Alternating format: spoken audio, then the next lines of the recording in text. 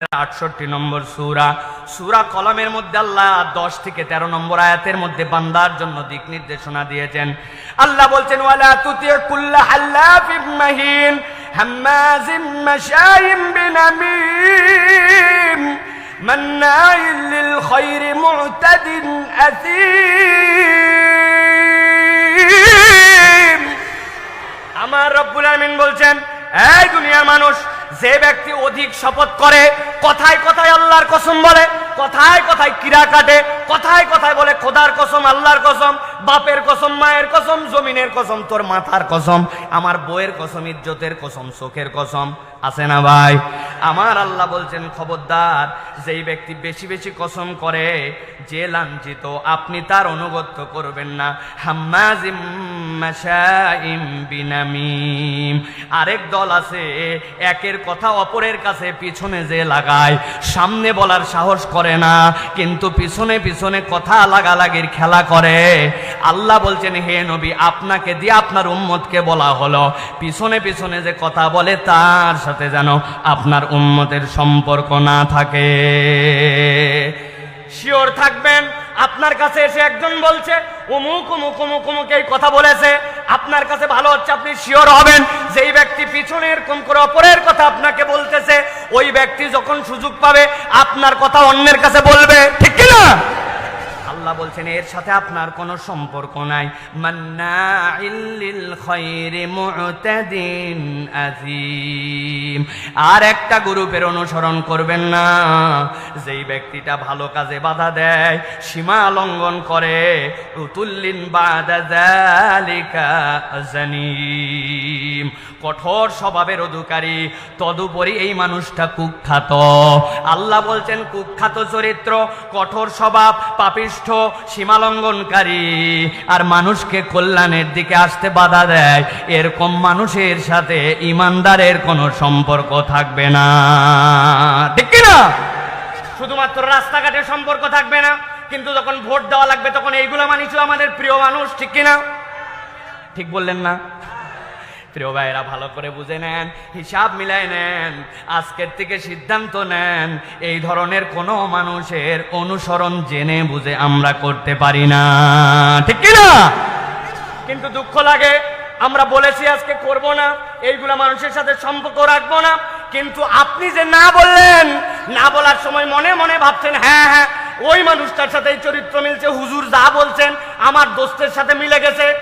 কিন্তু একটু যদি আয়নায় মুখ দেখি, তাহলে খুঁজে টুজে দেখবো ওই মানুষটা বেশি দূরে যাওয়া লাগবে না, আমার চেহারা যে আয়নার উপরে পড়েছে, ওই আয়নাতে আমি যেন আমার নিজেকে দেখতে পাই, ঠিক কি না? এই জন্য নিজের চরিত্র বদল করা লাগবে প্রিয় ভাইয়েরা। 1 নম্বরে এটা আমি সংক্ষেপ করে বলে যাচ্ছি। 2 নম্বরে আল্লাহ রাব্বুল আলামিন বলছেন, ইমানদার যদি তুমি হও, তোমার আচরণ কেমন হবে?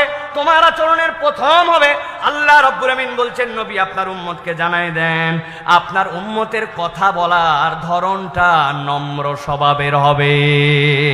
সুবহানাল্লাহ। আল্লাহ রাব্বুল আলামিন সূরা তাহা, কোরআনুল কারীমের 20 নম্বর সূরা, এই সূরার 43 থেকে 44 নম্বর আয়াতের মধ্যে আল্লাহ বলছেন, ওই মানুষটার কাছে পয়গম্বর যাচ্ছে, যেই মানুষটাকে আল্লাহ রাব্বুল আলামিন নিজে বলছেন লাআল, এর থেকে বড় দস্যু, এর থেকে বড় ইসলাম বিদ্বেষী, এর থেকে বড় আল্লাহদ্রোহী আর কেউ নাই। এর আগে দুনিয়ার বুকে কেউ কখনো এটা দাবি করে নাই, আনা রব্বুকুমুল আলা। ওর থেকে বাজে মানুষ আর দুনিয়াতে আল্লাহদ্রোহী হিসাবে কেউ আসে নাই। কিন্তু আল্লাহ বলছেন, ও মুসা, ও হারুন, সবচেয়ে নিকৃষ্ট মানুষটার কাছে আপনি যাচ্ছেন, কিন্তু তার জন্য আপনাকে নির্দেশনা দেওয়া হচ্ছে। কি নির্দেশনা? আল্লাহ রাব্বুল আলামিন বলছেন, ইযহাবা ইলা ফিরআউনা ইন্নাহু তাগা ফাকুলা লাহু কওলান লাইয়িনান লাআল্লাহু ইয়াতাযাক্কারু আও ইয়াখশা।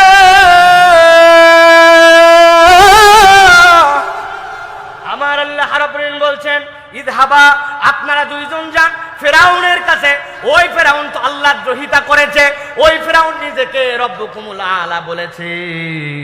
কিন্তু আমি আল্লাহ বললাম ওই পথভ্রষ্ট, ওই আল্লাহদ্রোহী ওই মানুষটার কাছে যাবেন আপনারা, ফাকুলা লাহু কাউলান লাইয়িনা, তার সাথে কখনো গরম গরম কথা বলবেন না।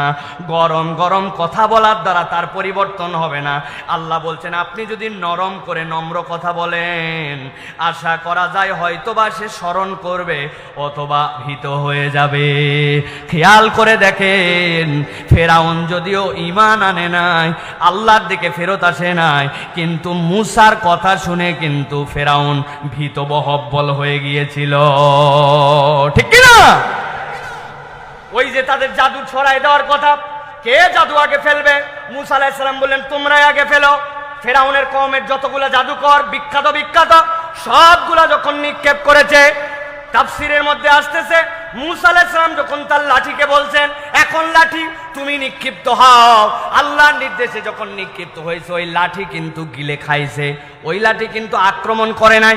ও কেবল মুখটা হা করেছে, উপরেরটা আসমানমুখী নিচেরটা জমিন, ও কামড়ও দেয় নাই, কেবল নিঃশ্বাসটা টেনে নিয়েছে। ফেরাউনের পরিষদের যত জাদু ছিল সবগুলা তার পেটের মধ্যে ঢুকে গেছে। ওই মঞ্চের মধ্যে আর কিছু করতে হয় নাই। যাদেরকে আল্লাহ হেদায়েত দিয়েছিলেন সবগুলা সিজদায় পড়ে আল্লাহ রব্বুল আলামিনের দাসত্ব স্বীকার করে নিয়েছে। মুসা আলাইহিস সালামকে এই জন্য আল্লাহ বলছেন আপনার তবিয়ত হবে, লোকটা যতই বড় হোক, যতই দাপটওয়ালা হোক, আপনি যদি নরম তবিয়তে নরম কথা বলেন মানুষের অন্তরে, তাহলে এটা ক্রিয়া করে, ঠিক কি না? কিন্তু এখন আমাদের স্বভাব কি ভাই? আমাদের স্বভাব নরম বলে কোনো কথা নাই, যে যত গরম তার তত ভাব, গরম গরম মুড। মানুষ অনেক সময় রাগ করে বলে আমাকে তো চিনিস না, এখন নরম করে আসি, রাগলে যে আমি কি, রাগলে তুই টের পাবি। ও চিন্তা করছে রাগী হওয়া, খারাপ স্বভাবের হওয়া, কর্কশ কথা বলা, এইটা মনে হয় তার ক্রেডিট। আল্লাহ বলছেন এইটা কখনো ইমানদারের চরিত্র হতে পারে? তাহলে আজকের থেকে আমরা এই স্বভাবে কি পরিবর্তন করতে পারবো ভাই? সব জায়গায় করলেও বউয়ের কাছে জানি নরম হয় না, ঠিক তো? বাপ রে বাপ, বাহিরে যত না যত ভাব, উনি বউয়ের কাছে যাওয়ার পরে বিরাট বড় বাঘ, অতি উত্তেজিত ভাব, একজন আরেকজনকে গর্ব করে বলছে আমার বউয়ের কাছে আমি কেমন বাঘ জানিস, আমি এইরকম বাঘ, আমি হাত ধুয়ে হাত ধোয়ার ওই পাত্রের পানিটা পর্যন্ত ফেলি না, আমি এইসা বাঘ, আমি এইসা মরদ। মাঝে বলি আপনি যদি নিজেকে মানুষ থেকেও বাঘ বলেন, তা আপনি এরকম একজন মানুষকে বিয়ে করছেন কেন? আপনার কাজ তো ছিল কোনো বাঘিনী দেখে বিয়ে করা, ঠিক কিনা? আচার আচরণ পরিবর্তন করেন। এই আচার আচরণের এফেক্ট আমাদের সন্তানের উপরে পড়তেছে। বাপ মা রাত দিন ঝগড়া করে, দুইজনের মধ্যে কথা নাই, দুইজন ইশারা ইঙ্গিতে কথা বলে। ছেলেরে বলে তোর আব্বাকে বল বাজার থেকে জানি একটুখানি মাছ কিনে নিয়ে আসে, বউ আবার উল্টা উত্তর দেয়, ছেলে আবার উত্তর দেয় তোর আম্মাকে বল আজকে যা আছে তাই যেন রান্না করে। কথা দুইজনই শুনতেছে কিন্তু কেউ কারোটা বলে না, একজন আরেকজন দিয়ে কথা চালাচালি করে, ঠিক কিনা? ভাত রেডি আছে, কারো যদি খিদা লাগে খায় নে, বাবা রে বাবা, উনি আবার বলতেছে যা খাওয়া এ খাওয়া না খায় বাহিরে খাওয়াই ভালো ছিল, কথা কেউ কারো বলে না, দুইজন স্বামী স্ত্রী। আপনি মনে করছেন বিরাট ভাব নিয়ে ঘোরাফেরা করতেছেন, এই এফেক্ট আপনার উত্তর প্রজন্মের উপরে পড়বে। আমাদের বাচ্চা কাচ্চা এখন বেয়াদব হয়ে গেছে। আগে বাপ মাকে দেখে বাচ্চা কাচ্চা ভয় করত, এখন আমাদের বাচ্চা কাচ্চাকে দেখে বাপ মা ভয় করে, ঠিক কিনা? বাবারে সন্ধ্যার পরে বাড়িতে চলে আসিস, বলছে কখন আসতে হবে আমার জানা আছে, বেশি কথা বললে তোমার বাড়িতেই আসবো না। বলছে বাবা যখন মন চাই তখন তাও বাড়িতে আসিস, আর তোকে বলবো না, ঠিক না ভাই? কথা কি ভুল বললাম প্রিয় ভাইয়েরা? অতএব নরম কথার এফেক্ট আছে। স্বামী স্ত্রীর মধ্যে উত্তেজিত কথা যখন বাচ্চা কাচ্চা ঘুমায় ঘর বন্ধ করে বলবেন, সন্তানের সামনে যেন গরম কথা না হয়, বাজে কথা না হয়, একজন আরেকজনকে যেন গালি দিয়ে কটু কথা না হয়। এটা আল্লাহ রাব্বুল আলামিন নির্দেশনা দিয়েছেন।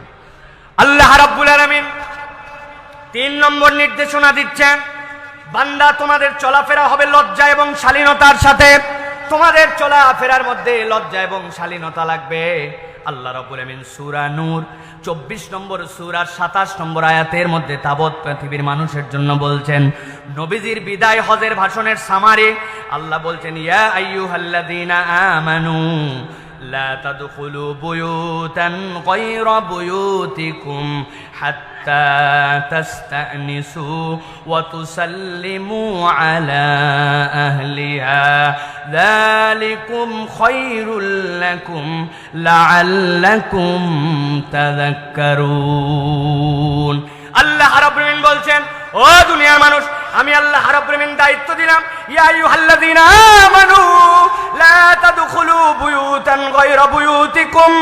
তোমরা একজন আরেকজনের বাড়িতে আসতেছো, তোমার ভাইয়ের বাড়ি, তোমার পরিচিত বাড়ি, এমন কি তোমার নিজের বাড়িতেও যদি তুমি আসো, আল্লাহ বলছেন 1 নম্বর দায়িত্ব হবে অনুমতি নিয়ে নেওয়া, 2 নম্বর ওই পরিবারের প্রতি সালাম দেওয়া। কোন বান্দা যদি এইটা করে, আল্লাহ বলছেন যালিকুম খায়রুল লাকুম লাআল্লাকুম তাযাক্কারুন। বান্দা স্মরণে রেখো, এইটা যদি করো, এইটার মধ্যে তোমাদের জন্য কল্যাণ আছে। এখানে হাত তুলে সাড়া দিবেন কারা কারা আছেন, বুকে হাত দিয়ে বলেন, নিজের বাড়িতে যখন প্রবেশ করি, সুরসা ডাকার আগে, কলিং বেল চাপার আগে, ঠক ঠক দেওয়ার আগে বাড়িতে আগে সালাম দেই, নিজের বউরে সালাম দিয়ে প্রবেশ করি, নিজের পরিবারে সালাম দিয়ে